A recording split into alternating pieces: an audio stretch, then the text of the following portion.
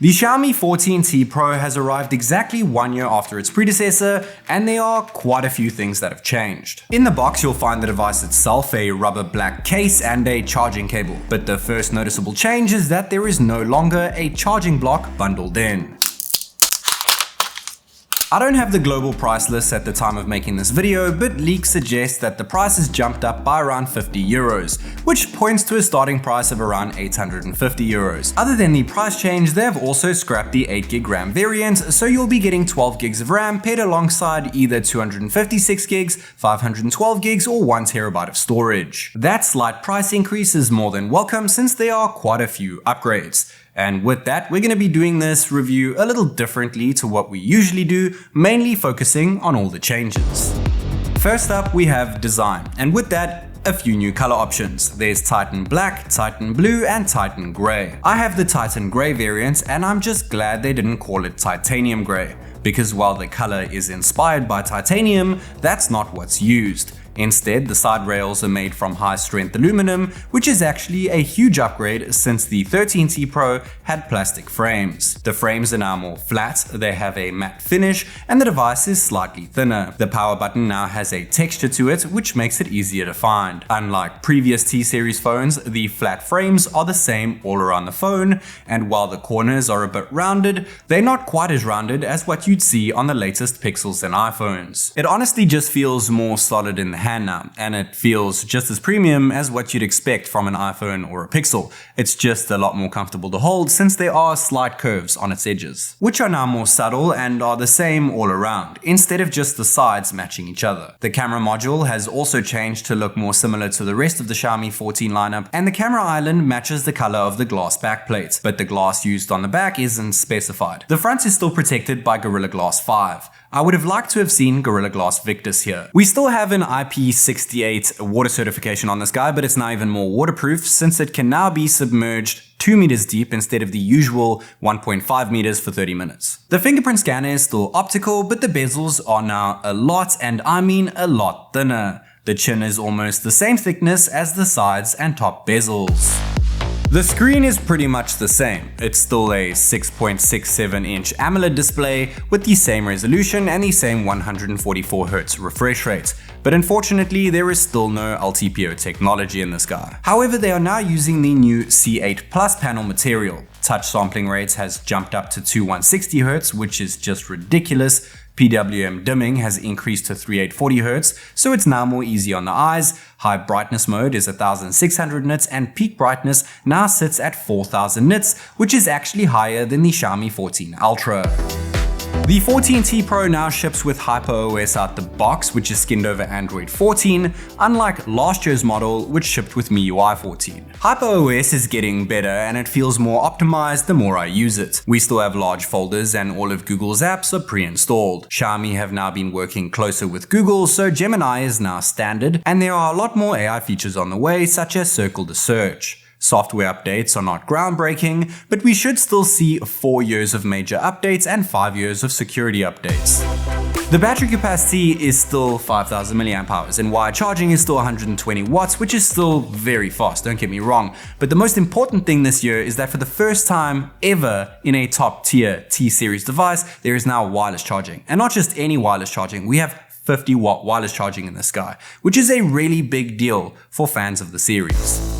The 14T Pro sticks to the same LPDDR5X RAM modules, but memory extension now goes up to 12 gigs, and it uses the same UFS 4.0 storage, but now Xiaomi are giving you extra storage for free. You get an extra 8 gigs if you pick up the 256 gig version, an extra 16 gigs for the 512 gig, and an extra 32 gigs for the top of the line 1 terabyte model. One of the main reasons customers buy Xiaomi's T-series devices is because they ship with the latest flagship MediaTek chips instead of the latest that Qualcomm has to offer.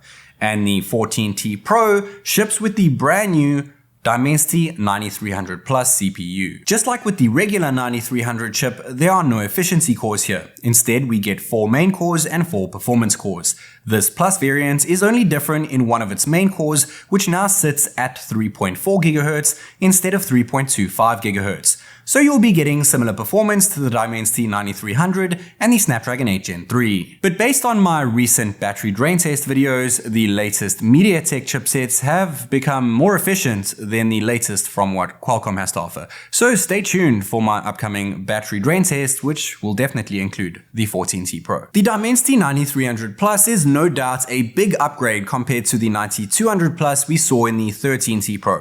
But the 9400 is about to launch, like next month, so you won't exactly have the latest chipset for very long. But in all honesty, chipsets release so frequently that you can't really keep up, and even if you do, I doubt you'll notice much of a difference. For context, the 13T Pro felt just as smooth as the 14T Pro, and while benchmark scores have increased, gaming performance is more or less the same. The biggest difference would come down to efficiency and consistency, but even then, how much are you really going to notice on the daily? Another notable upgrade is the new Xiaomi 3D Ice Loop cooling system, which supposedly dissipates heat easier, and I didn't notice the device ever feeling too hot while gaming. But other components are identical with the same Bluetooth 5.4, NFC, Wi-Fi 7, dual-SIM 5G, IR blaster, and USB 2.0 Type-C port. I guess they have to leave USB 3 speeds for their main top-tier flagships. Haptics feel better though, more in line with the 14 Ultra, but dual speaker loudness and quality are pretty similar.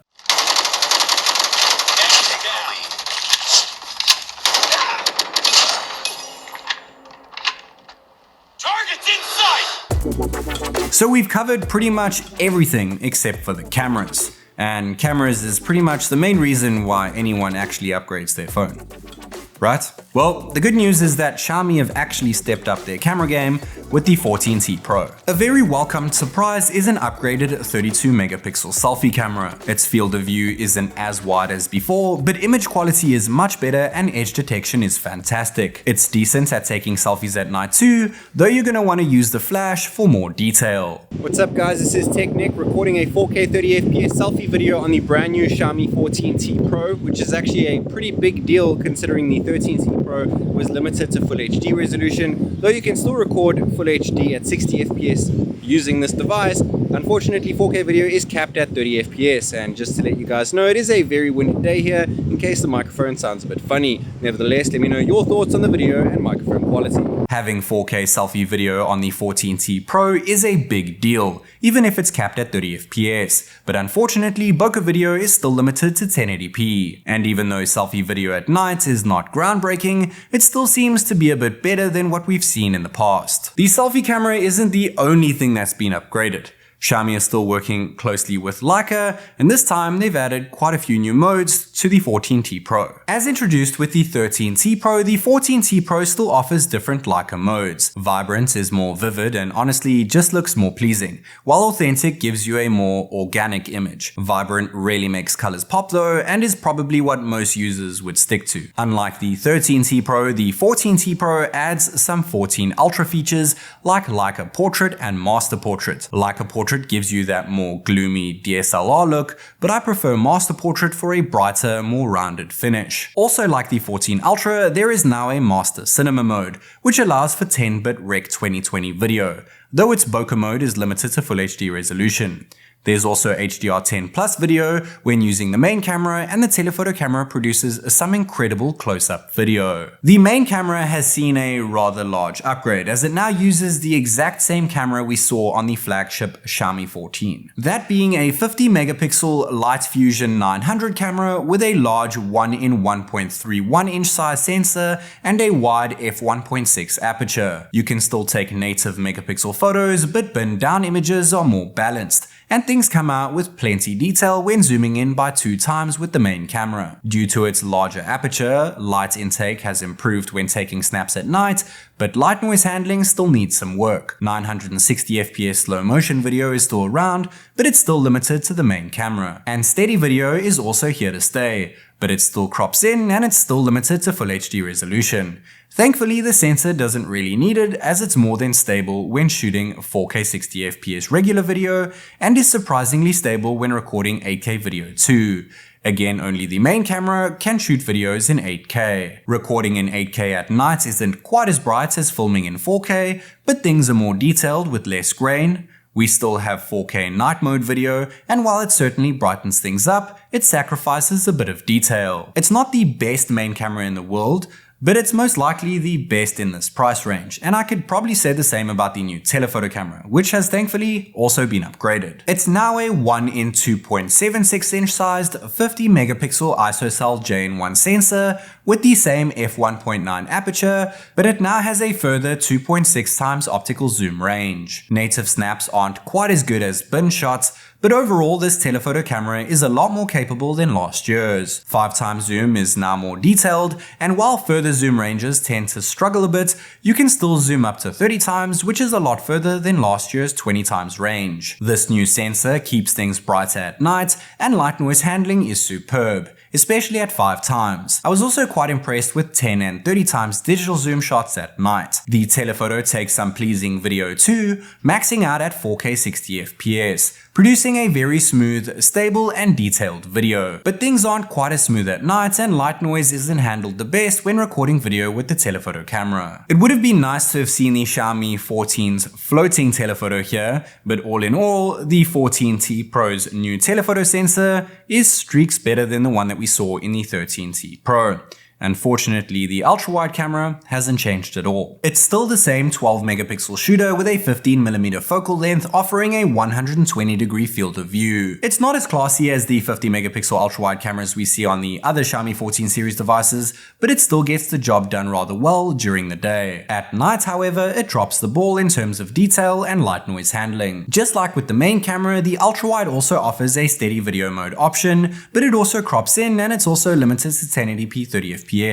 There's a 1080p 60 FPS option when shooting regular video, which comes out just as stable, but 4K video is still capped at 30 frames per second. And just like with last year's device, there's a lot to be desired when recording ultra-wide video at night. The Xiaomi 14T Pro has seen quite a few upgrades over its predecessor. It now has metal frames, better waterproofing, a better design, much slimmer bezels, a brighter display, they have finally added in wireless charging, and the camera system has seen a very nice upgrade. I would have liked to have seen a better ultra-wide camera, inclusion of Gorilla Glass Victus, a USB 3 port, and an LTPO display.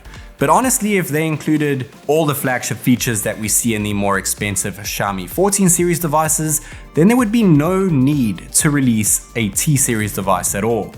Xiaomi have had to make specific compromises in order to get the price down as low as possible, and for this price, Xiaomi have absolutely nailed it with the 14T Pro. As always, this is TechNick, and I'll catch you in the next one.